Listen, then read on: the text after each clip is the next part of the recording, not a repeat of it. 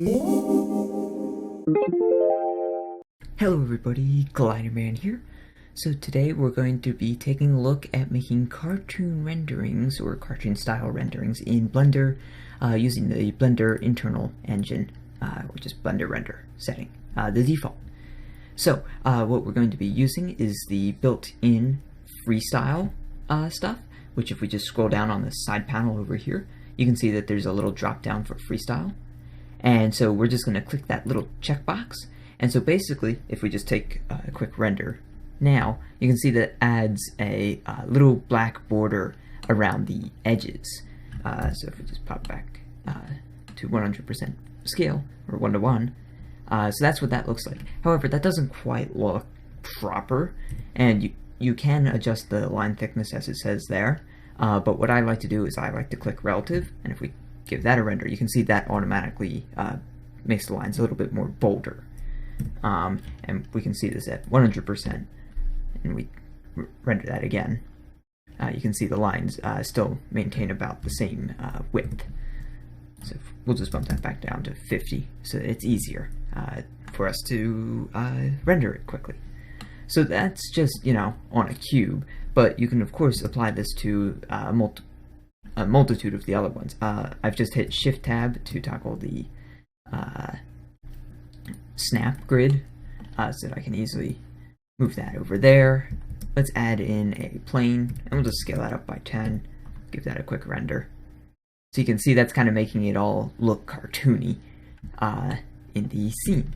And now we can add a sphere. Let's do a UV sphere. And we'll turn up the number of segments and rings. Let's double them. So 64 or 32 to 64, and then 16 to 32. And then we'll shade it smooth, and then we'll bump that up, and we'll give that a render. And then you can see that makes that look cartoony as well. Now there are also shaders, or shaders. There's ways to also make it look a little bit more cartoony in the materials. So if we're in materials and we've created a new material, we can go here and we can select Toon as the shader, which you can see really does change around how it looks. And we can also bump that specular to the Toon like that.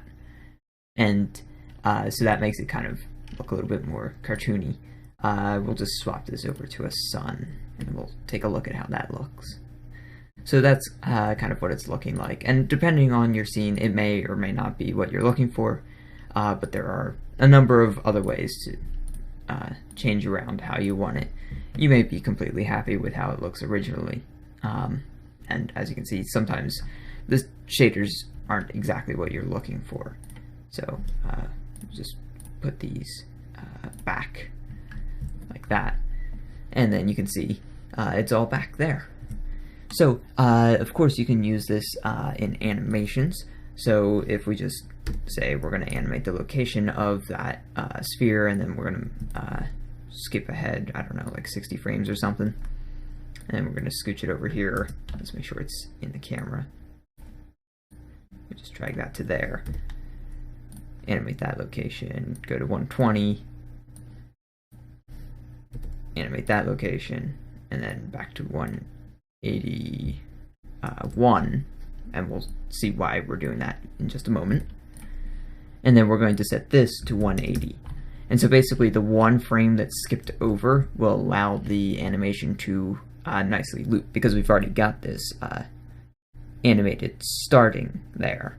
And then this will just say, okay, we'll go back to it at this point, which is back here. And so that way there's not like a stuck frame sitting there.